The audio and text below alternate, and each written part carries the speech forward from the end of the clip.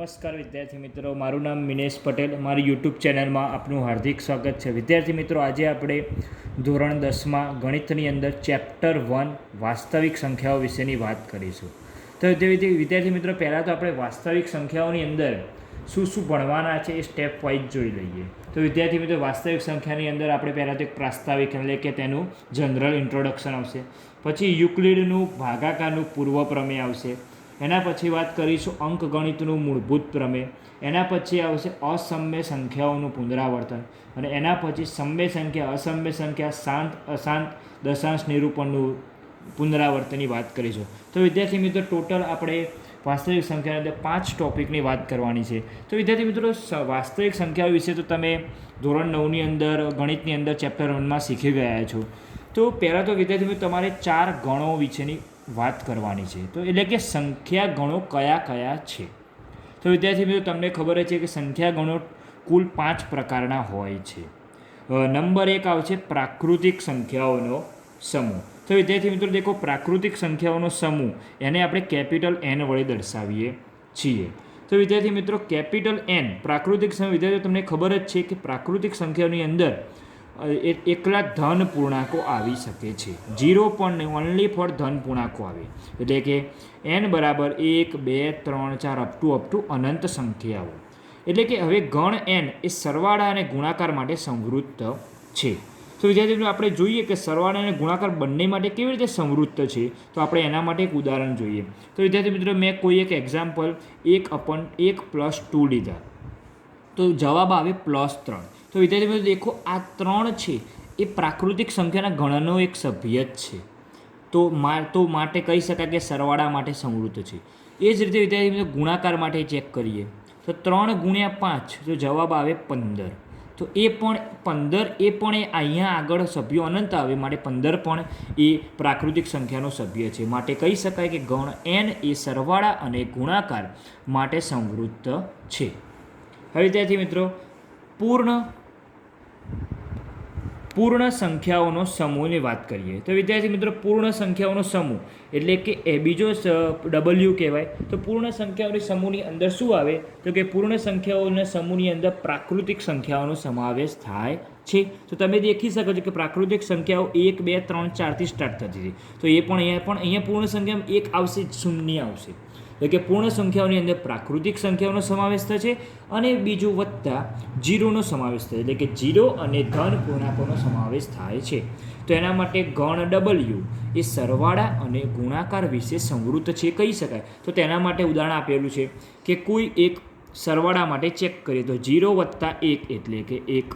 તો દેખો, સરવાળા માટે 1 એ પૂર્ણ સંખ્યાઓનો સમૂહ છે. એ જ રીતે 0 × 1 તો જવાબ આવે 0. એ તો ખબર છે કે કોઈ પણ સંખ્યાને 0 વડે ગુણવાથી જવાબ 0 આવે. તો 0 પણ પૂર્ણ સંખ્યાનો સમૂહ છે. એ જ રીતે ગુણાકાર માટે ચેક કરીએ તો 2 × 4 એટલે કે 8.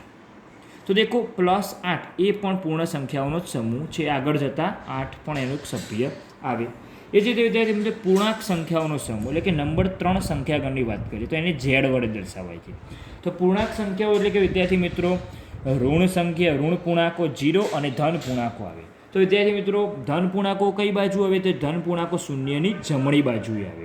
અને ઋણ પૂર્ણાંકો કઈ બાજુ આવે વિદ્યાર્થી મિત્રો? તો ઋણ પૂર્ણાંકો શૂન્યની ડાબી બાજુએ આવે. તો એમાં ગણ Z એ સરવાળા, બાદબાકી અને ગુણાકાર વિશે સંવૃત્ત છે. વિદ્યાર્થી મિત્રો, આપણે પૂર્ણાંક સંખ્યાઓ માટેના ઉદાહરણ આપણે ચેક કરીએ. તો ઉદાહરણમાં વિદ્યાર્થી મિત્રો દેખો, -2 +- ગુણાકાર -1. તો જવાબ આવે બંને માઇનસ હોય તો સરવાળો કરવાનો, 2 અને 1 3 અને મોટાનું ચિહ્ન.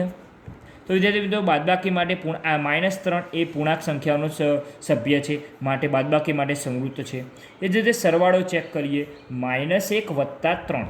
તો દેખો, 1 પ્લસ હોય અને 1 માઇનસ હોય તો કરવાની બાદબાકી, 3માંથી 1 જાય 2 અને જે મોટી સંખ્યા હોય એનું ચિહ્ન આવે કે +2. ચલો, એ જ રીતે 4 તરી 12. તો ગુણાકાર માટે પણ સાચું છે કારણ કે બંને સભ્યો પણ પૂર્ણાંક સંખ્યાઓના છે. એ જ રીતે 5 - 4 1 આવે. બીજા ઉદાહરણ તમારે લખવા હોય તો કેવી રીતે લખી શકો વિદ્યાર્થી મિત્રો? તો કે 0 × 1 તો જવાબ આવે 0. તો 0 પણ પૂર્ણાંક સંખ્યાઓનો જ સમૂહ છે. તો આ જ રીતે વિદ્યાર્થી મિત્રો સરવાળા માટે, ગુણાકાર માટે, બાદબાકી માટે પણ પૂર્ણાંક સંખ્યાઓ સમૃદ્ધ છે. હવે નંબર 4 આવે છે વિદ્યાર્થી મિત્રો સમય સંખ્યાઓ. તો સમય સંખ્યાઓને કેપિટલ ક્યુ વડે તમે દર્શાવી શકો છો. તો ક્યુ બરાબર એનું સૂત્ર આવે છે A/B. આ સ્લેશ કહેવાય, એને ગુજરાતીમાં કહેવાય જ્યાં A, B એ બંને પૂર્ણાંક સંખ્યાઓમાંથી લેવાના. એની અંદર પણ B એ પ્રાકૃતિક સંખ્યાઓ Nમાંથી લેવાનું.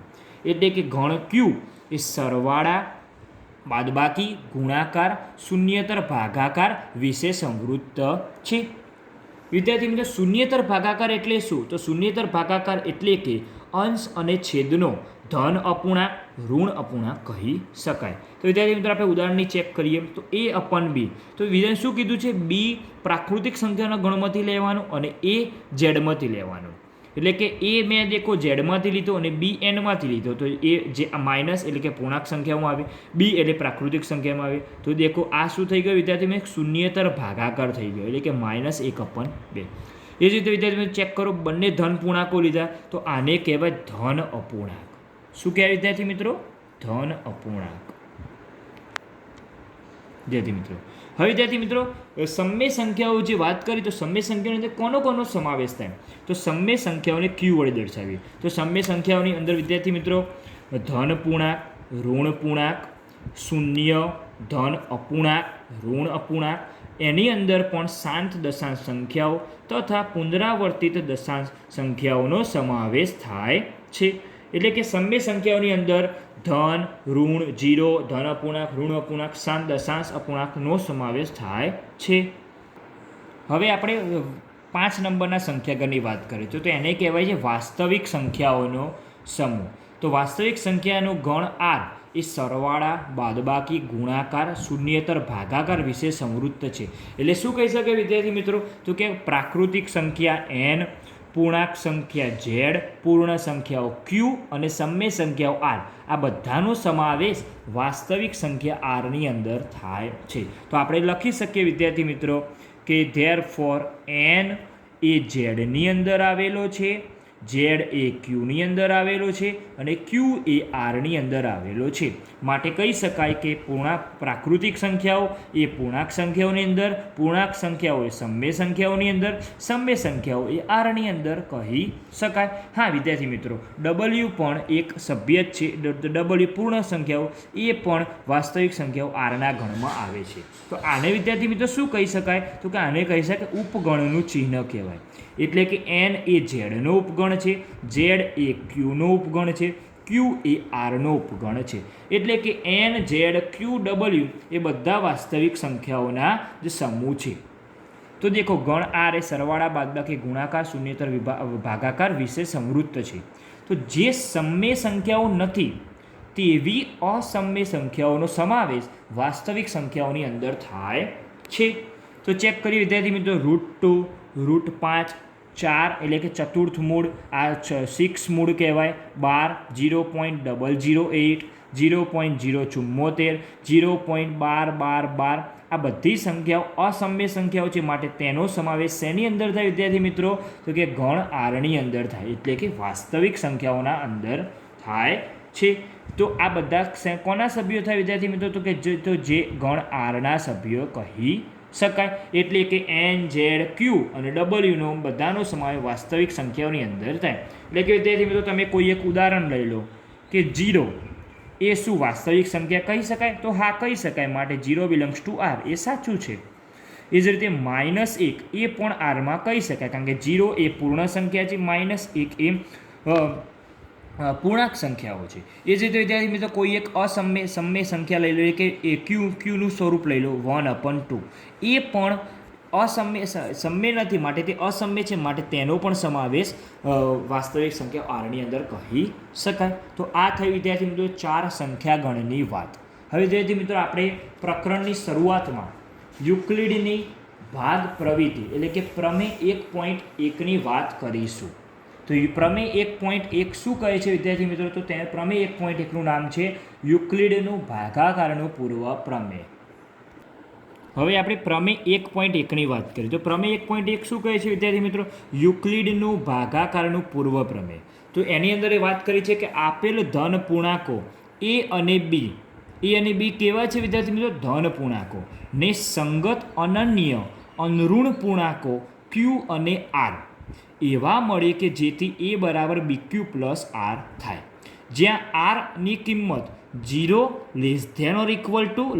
< b કહેવાય છે. તો વિદ્યાર્થી મિત્રો આપણે કહીએ કે એની અંદર ક્યુ અને આર એક સાથે શૂન્ય નથી. તો વિદ્યાર્થી મિત્રો આ સૂત્ર શું છે? ક્યુ એ બરાબર BQ પ્લસ આર. તો એની આપણે સાદી રીતે યુક્લિડે સાદી ભાષામાં કીધું કે આપણે કોઈ એક ભાગાકારનું ઉદાહરણ લઈએ, 87/10. તો ચલો વિદ્યાર્થી ભાગાકાર કોઈ સાદી 10 × 80. તો વિદ્યાર્થી મિત્રો જવાબ આવે અહીંયા શેષમાં 7 આવે. તો વિદ્યાર્થી મિત્રો તમને ખબર જ છે કે ભાજ્ય બરાબર ભાજક ગુણ્યા ભાગફળ વત્તા શેષ. વિદ્યાર્થી મિત્રો તો આપણે અહીંયા ભાજ્ય કેટલું છે વિદ્યાર્થીઓ? તો આને કહેવાય ભાજ્ય. તો 87 આપણું ભાજ્ય થયું અને ભાજક એટલે કે જેના વડે ભાગીએ એટલે કે 87ને આપણે 10 વડે ભાગીએ માટે એને 10 ભાજક કહેવાય. ભાગફળ એટલે કે જે જવાબ આવે અને ભાગફળ, અને શેષ એટલે કે જે અહીંયા શેષ વધી તેને આપણે શેષ કહીએ છીએ. તો આ જે યુક્લિડનું ભાગાકારનું પૂર્વ પ્રમેય છે. તો આ જે જવાબ આવે એને આપણે આ સૂત્ર સાથે સરખાવીએ તો ધેરફોર 87 એટલે કે એ બરાબર BQ પ્લસ આર. તો વિદ્યાર્થી મિત્રો દેખો એ બરાબર કેટલા છે? તો કે એ બરાબર 87, બી બરાબર 10, ક્યુ બરાબર 8 અને આર બરાબર 7. તો વિદ્યાર્થી મિત્રો શેષની કિંમત ચેક કરો. વિદ્યાર્થી મિત્રો જે શેષ આર આવી એ 0 < 7 < 10, એટલે કે શેષની કિંમત 0 અને 0 જેવડી અને 10 કરતાં નાની છે. તો હા એ આ શરત પ્રમાણે પણ એ સાચું છે. એટલે કે તમે સાબિત થઈ ગયું કે ભાગફળ અને શેષ એ કદી સાથે શૂન્ય હોય નહીં, એટલે કે એક સાથે 0 હોઈ શકે નહીં. તો આ વિદ્યાર્થી મિત્રો યુક્લિડનું ભાગાકારનું પૂર્વ પ્રમેયની વાત થઈ. હવે આના પરથી આપણે સૂત્રોનો ઉપયોગ કરીને યુક્લિડની ભાગ પ્રવિધિનો ઉપયોગ કરી આપણે ગુસા શોધીએ. હવે વિદ્યાર્થી મિત્રો આપણે ઉદાહરણ 1માં અંદર યુક્લિડની ભાગ પ્રવિધિનો ઉપયોગ કરી 4052 અને 12756નો ગુસા શોધીશું. તો વિદ્યાર્થી મિત્રો યુક્લિડની ભાગ પ્રવિધિની વાત કરીએ તો સૌ પ્રથમ આપણે પહેલાં સૂત્રની વાત કરીએ. તો એ બરાબર BQ પ્લસ આર છે. તો અહીંયા લખી દો એ બરાબર BQ પ્લસ આર. એટલે કે વિદ્યાર્થી મિત્રો એ આપણો શું છે? ભાજ્ય, બી ભાજક, ક્યુ ભાગફળ અને આર શેષ છે. તો વિદ્યાર્થી મિત્રો આપણે એનું સ્ટેપ વાઇઝ વાત કરીએ તો પ્રથમ સ્ટેપ કેવી રીતે આવે વિદ્યાર્થી મિત્રો? તો પ્રથમ સ્ટેપમાં એ ગ્રેટર દેન બી છે, એટલે કે એ ગ્રેટર દેન બી હોવાથી, એટલે કે એ ગ્રેટર દેન બી. તો એ ગ્રેટર દેન બી કેવા લેવાની? જે એ એટલે મોટી સંખ્યા લેવાની 12576 ગ્રેટર દેન બી એટલે કે 4052. તો આના માટે પ્રમેય 1.1 એટલે કે યુક્લિડનો ભાગાકારનું પૂર્વ પ્રમેયનો ઉપયોગ કરતા તો વિદ્યાર્થી મિત્રો ચલો અહીંયા લખીએ, આ સૂત્ર પ્રમાણે જ લખીએ કે એ અને બી આપણને મળી ગયા છે. તો ચલો ભાજ્ય શું છે વિદ્યાર્થી મિત્રો? તો 12576 એ થઈ ગયું વિદ્યાર્થી મિત્રો. અને આપણને ભાજક શું મળ્યું વિદ્યાર્થી મિત્રો? બી એટલે 4052 મળ્યું. તો વિદ્યાર્થી આપણને ભાગફળ અને શેષ ખબર નથી. તો ભાગફળ અને શેષ કેટલી આવશે વિદ્યાર્થી મિત્રો? તો અહીંયા ચેક કરવું પડે કે 12576 હોય તો એને આપણે 4052 વડે ભાગીશું વિદ્યાર્થી મિત્રો. તો એને તમે ભાગીશું તો 3 ભાગ ચાલશે વિદ્યાર્થી મિત્રો. તો 3 ભાગ કરીએ તો 3 × 2 = 6. હવે આપણે આને 3 વડે ભાગીશું વિદ્યાર્થી મિત્રો. તો 3 વડે ગુણીએ તો જવાબ આવે છે આપણને 12156. તો આ બાદબાકી કરો. 6 માંથી 6 જાય 0, 7 માંથી 5 જાય 2, 5 માંથી 1 જાય 4 અને 12 માંથી 12 જાય 0. તો આપણને વિદ્યાર્થી મિત્રો ચલો આ સ્વરૂપને આપણે આ સ્વરૂપે દર્શાવીએ. તો ભાજ્ય બરાબર ભાજક ગુણ્યા ભાગફળ એટલે કે 3 વત્તા શેષ 420. ચલો હવે બીજા સ્ટેપમાં એવું આવે કે જે ભાજક હતો એ ભાજ્યનું સ્થાન લેશે, એટલે કે ભાજક એ ભાજ્યનું સ્થાન લે છે તથા શેષ એ ભાજકનું સ્થાન લે છે. હવે જે 4052 એટલે કે 420 ગુણ્યા 9 વત્તા 27 272 વિદ્યાર્થી મિત્રો. હવે આ 420 અહીંયા રહેશે, 272 રહેશે. એ જ રીતે આખી તમે આ પ્રોસેસ કરો તો છેલ્લે તમને જવાબ મળશે, ગુસ્સામાં 4 મળે. તો વિદ્યાર્થી મિત્રો, તમને મારી વિડીયો પસંદ આવે તો જરૂર લાઇક, શેર અને સબસ્ક્રાઈબ કરજો. ધન્યવાદ.